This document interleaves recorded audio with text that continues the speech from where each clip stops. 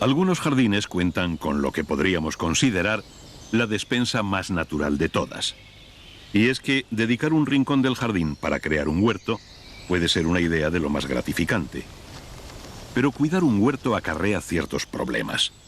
Y uno de ellos es cómo evitar que algunos pequeños intrusos acaben con nuestra cosecha.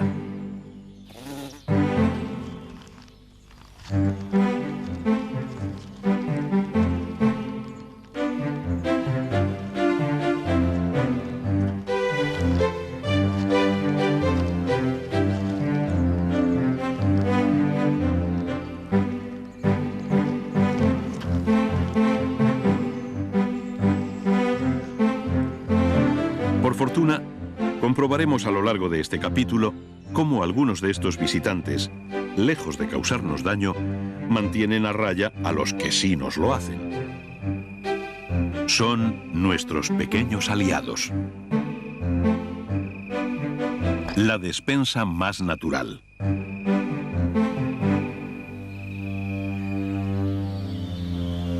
Un huerto, con toda su cosecha madurando lentamente al sol, es una visión de lo más atrayente. Con una cosecha así, es una verdadera tentación vivir aquí. Al menos esto es lo que parecen pensar un buen número de animales para los que nuestro cuidado huerto se ha convertido en un club de exigentes gourmets.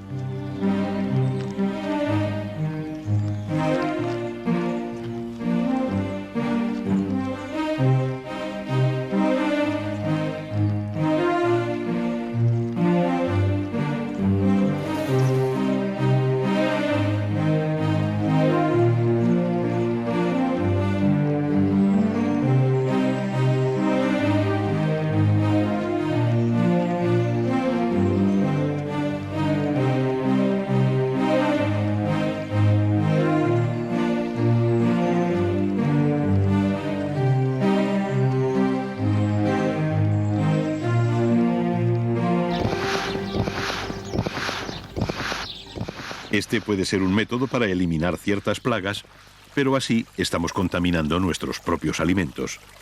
Y no solo eso. En el huerto viven insectos que no se alimentan de vegetales, sino de otros insectos que sí son perjudiciales para nuestros intereses. Si eliminamos estos insectos buenos, eliminamos uno de los principales frenos para la expansión de las auténticas plagas.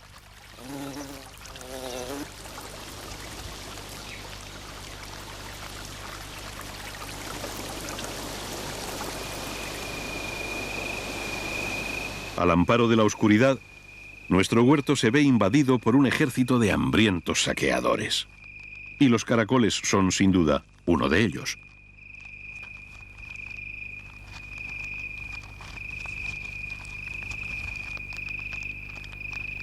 La boca de los caracoles está formada por dos piezas córneas. Esta superior, llamada maxila, y otra inferior, la rádula. Una boca tan simple como eficaz.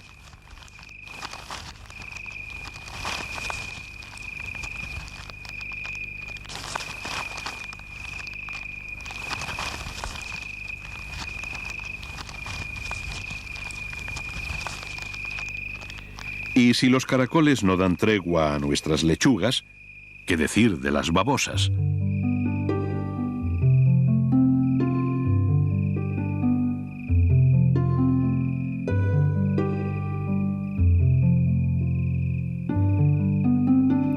Pero entre las sombras de la noche aparece un peso pesado en la defensa del huerto.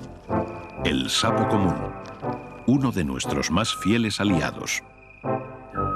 Aunque su aspecto no es de los más agraciados, su eficacia como desinsectador del huerto le ha servido para ganarse la simpatía y el respeto del jardinero.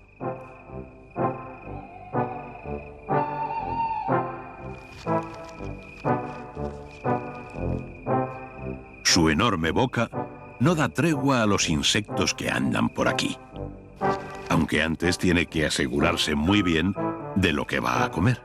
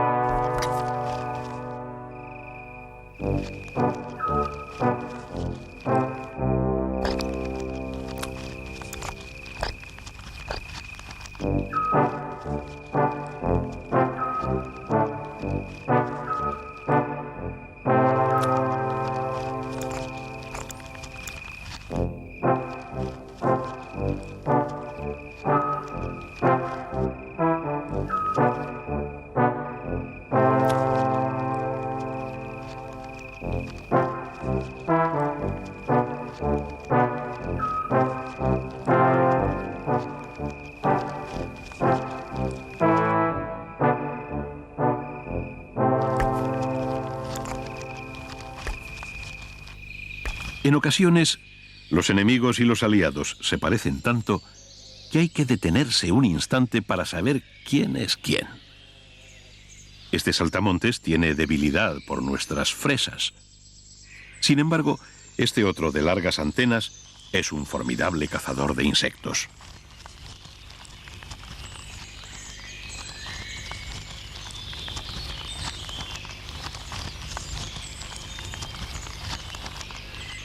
Otros visitantes, por el contrario, son inconfundibles.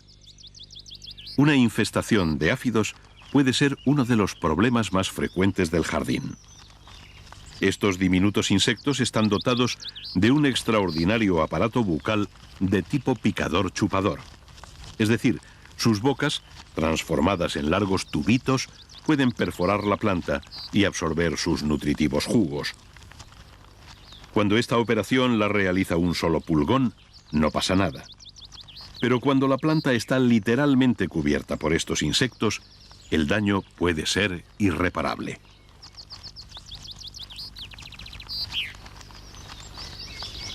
Los pulgones no asimilan todos los nutrientes que obtienen de la planta.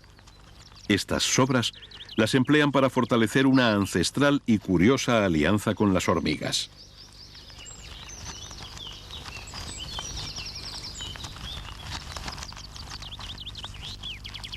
Un suave masaje con sus antenas y el pulgón responde expulsando una gota de líquido azucarado. Justo lo que la hormiga quería. Más del 90% de este líquido son azúcares.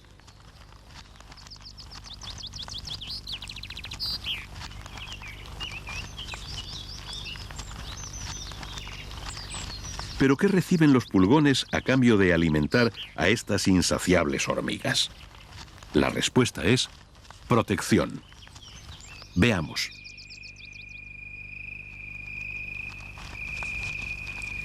Este formidable insecto es una mantispa, una voraz cazadora de pulgones, y en esta planta no le faltan presas.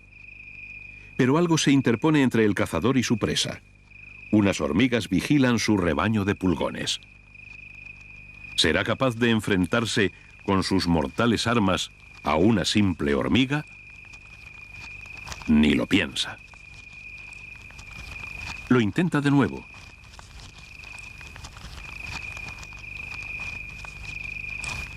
Pero con el mismo resultado. La tenacidad con que las hormigas defienden a sus pulgones es realmente admirable. Pero la colonia de pulgones es muy amplia y siempre queda algún flanco sin proteger. Una mosca serpiente. En realidad, este extraordinario insecto no tiene nada que ver con las moscas. No es un díptero, sino un megalóptero, nombre que hace referencia a sus enormes alas transparentes.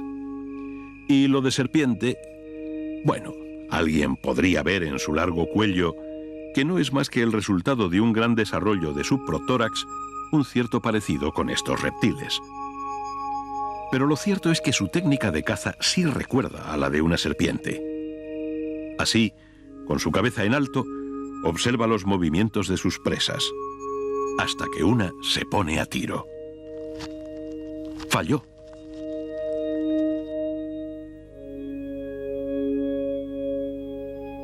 Ahora sí, pero no se la come. Lo hará más tarde.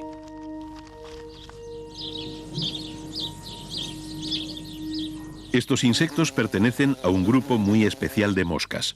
Son sírfidos.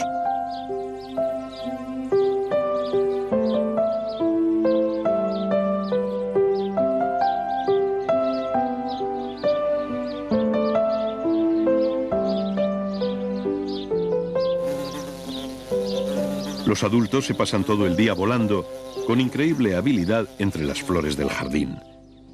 Pero quien verdaderamente nos interesa no son los adultos, sino sus larvas, estos rechonchos y extraños animalitos.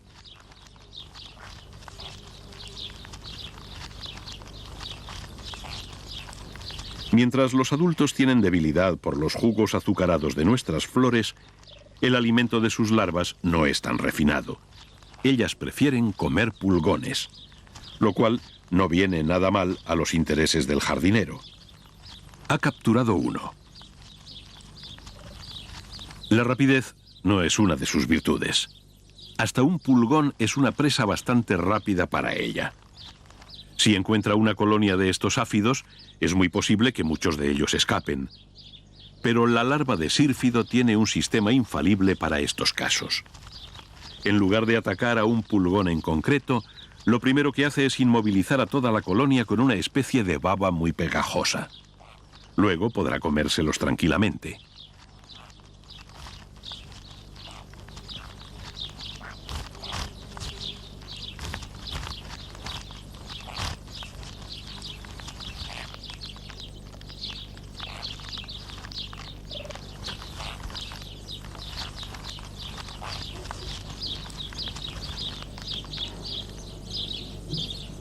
Esta vez el enemigo es mucho más conocido: una mariquita. A pesar de que su aspecto nos resulta de lo más familiar, lo cierto es que no todas las mariquitas son iguales. De hecho, el grupo de los coccinélidos, al que pertenecen estos escarabajos, cuenta con más de 4.000 especies repartidas por todo el mundo, de las que casi un centenar se encuentran en Europa.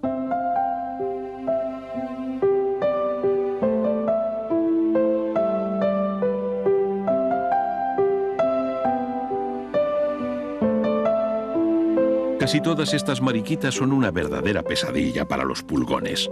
Son uno de sus principales enemigos. A lo largo de su vida, una sola de ellas puede consumir más de 8.000 pulgones. Todo un alivio para nuestra huerta. A pesar de las continuas bajas que las mariquitas producen en la colonia, los pulgones están lejos de desaparecer. El secreto de su éxito radica en su sorprendente sistema de reproducción. En esta colonia todos los áfidos son hembras. No hay machos. Aún así, las hembras son capaces de reproducirse por partenogénesis, es decir, sin la necesidad de ser fecundadas.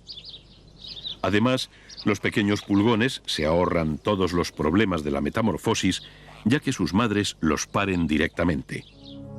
Aquí están haciendo uno, pero no es el único. En este mismo instante, cientos de madres están pariendo virginalmente a sus hijos.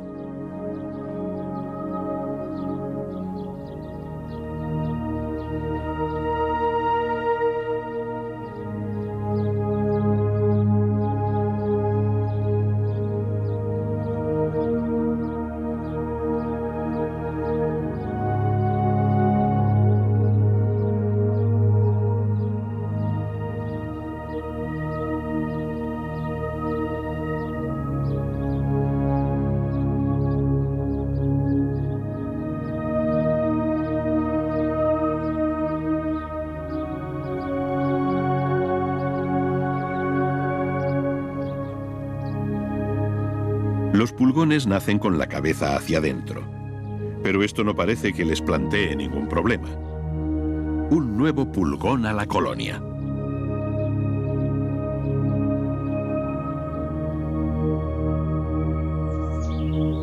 Por su parte, las mariquitas tampoco pierden el tiempo.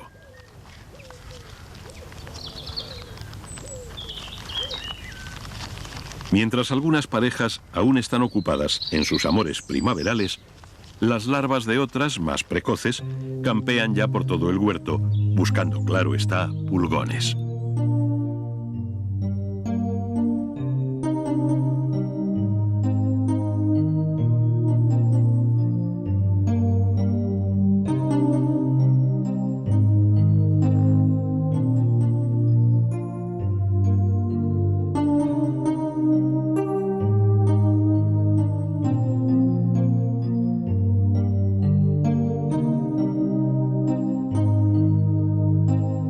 Algunas larvas, como estas, han alcanzado ya su mayoría de edad.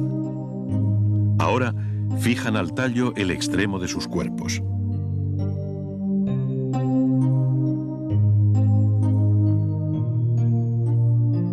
Esta ya lo ha hecho. Unas horas más tarde, la larva comienza a estirar su piel. La estira tanto que termina por rasgarse.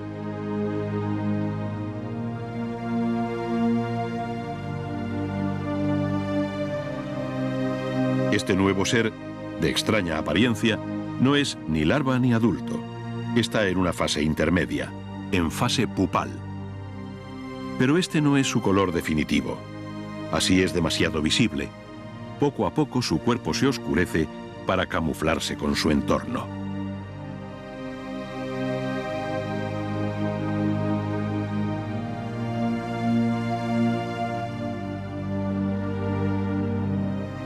Aunque nos pueda parecer increíble, aquí dentro, aquella extraña y grotesca larva se ha transformado en la popular mariquita.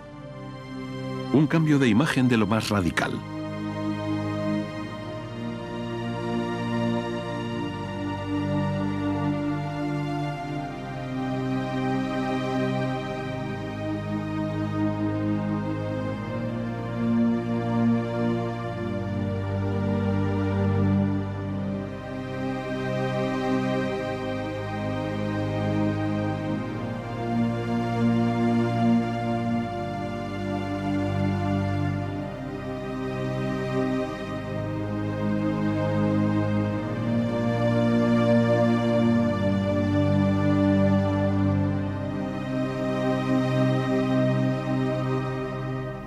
Durante la noche es posible sorprender a otros visitantes del huerto.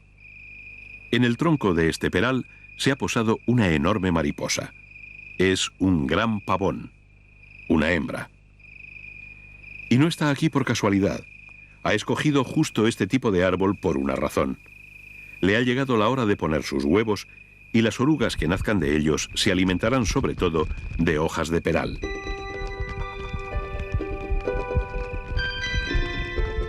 Ahí va el primero.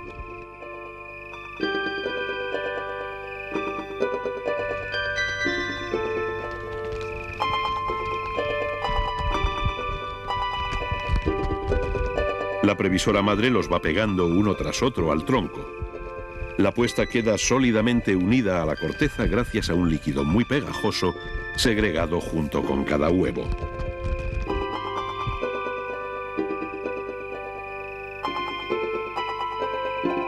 De estos huevos nacerán unas orugas que en poco tiempo multiplicarán su tamaño hasta alcanzar este impresionante aspecto.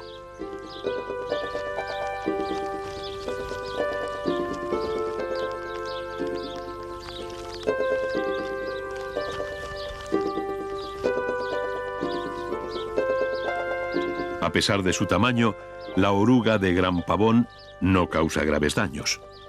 Pero estas desde luego sí que lo hacen. Son orugas de mariposas de la col. Es muy frecuente que en el huerto, e incluso en una misma planta, convivan varias generaciones. Podemos ver orugas totalmente desarrolladas junto a otras de apenas unos días de edad.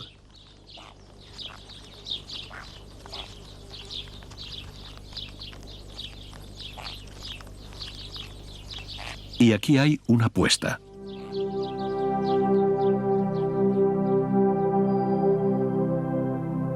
De esta otra, muchas orugas ya han abandonado sus huevos, mientras que algunas de sus hermanas aún luchan por salir.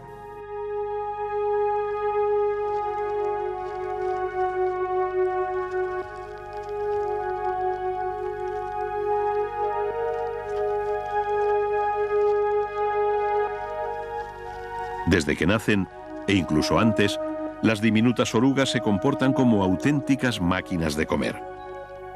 Dentro del huevo ya comienzan a devorar su cáscara. Y cuando logran sacar sus diminutas cabezas, siguen comiendo. El atracón continúa hasta que prácticamente no quedan más cáscaras que comer. Pero sus mandíbulas, recién estrenadas, no pueden parar. Y las orugas continúan devorando su hoja. En unas horas, donde estaba la puesta, ya no queda literalmente nada.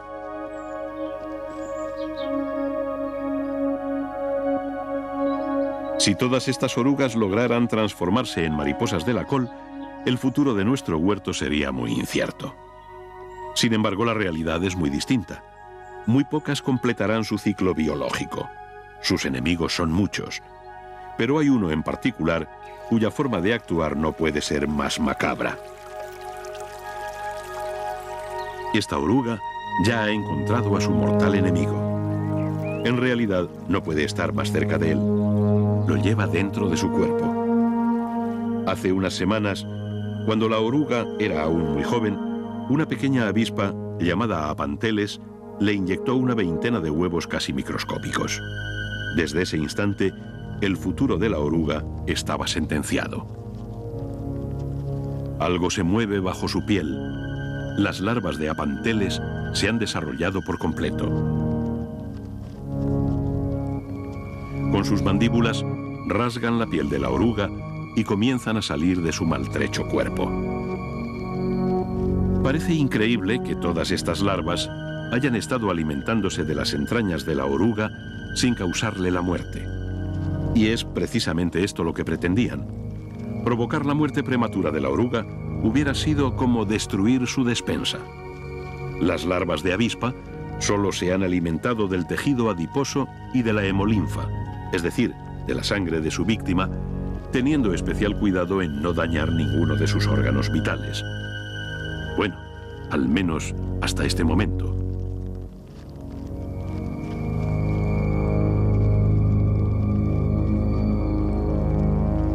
Nada más salir, las larvas comienzan a tejer sus capullos de seda.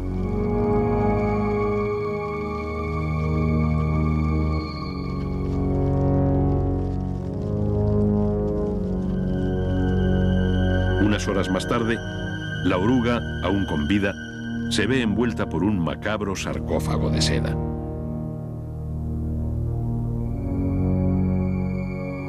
El desarrollo de las larvas es muy rápido. A los pocos días, unas diminutas mandíbulas comienzan a rasgar los capullos de seda. Las jóvenes apanteles, transformadas ya en avispas adultas, comienzan a salir.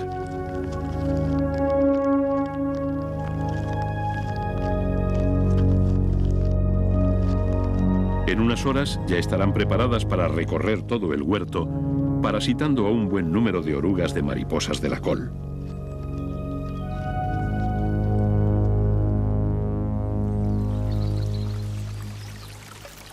Pocas plagas pueden presumir de haber recorrido todo el planeta a lomos de su planta favorita. Este es el caso del escarabajo de la patata, conocido también como dorífora del Colorado, ya que son precisamente estas, las montañas rocosas del estado de Colorado, en Norteamérica, su lugar de procedencia.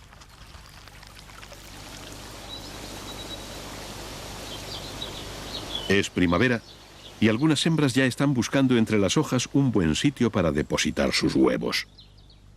Esta al menos ya lo ha encontrado. En este punto, las hembras se muestran muy previsoras.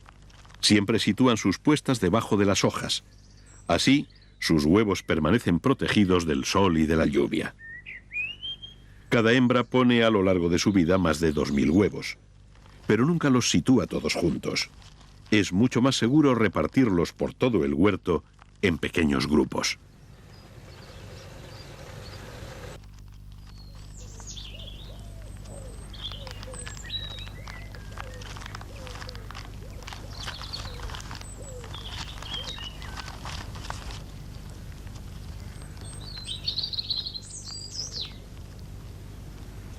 Los embriones crecen con rapidez. Unos días más y se producen los primeros nacimientos. La envoltura de los huevos es muy frágil.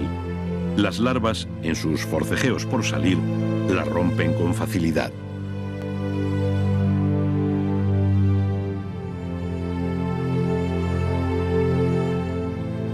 En pocas horas, las zonas más endurecidas de sus cuerpos se han vuelto casi negras. Desde este momento, las larvas solo piensan en comer. En unos días, su tamaño se ha multiplicado a costa de nuestras patatas.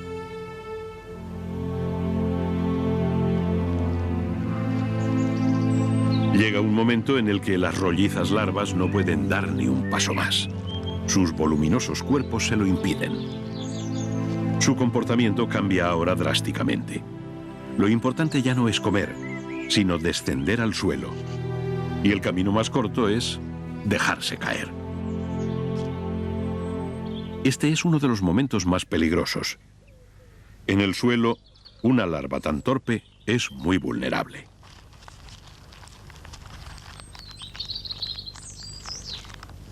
Aunque son muchas las que pierden la vida en el intento, algunas consiguen su objetivo: enterrarse.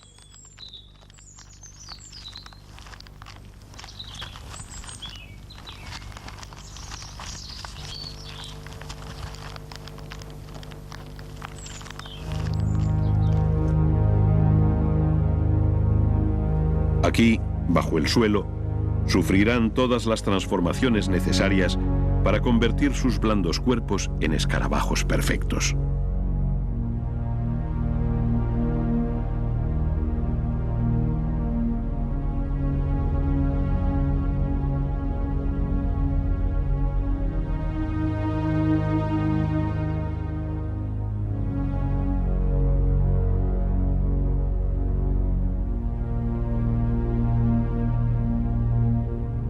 La joven dorífora ya está formada, pero todavía no saldrá de su cámara subterránea.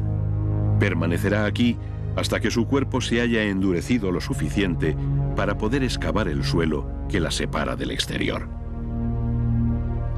Mientras tanto, arriba, en el huerto, la vida continúa.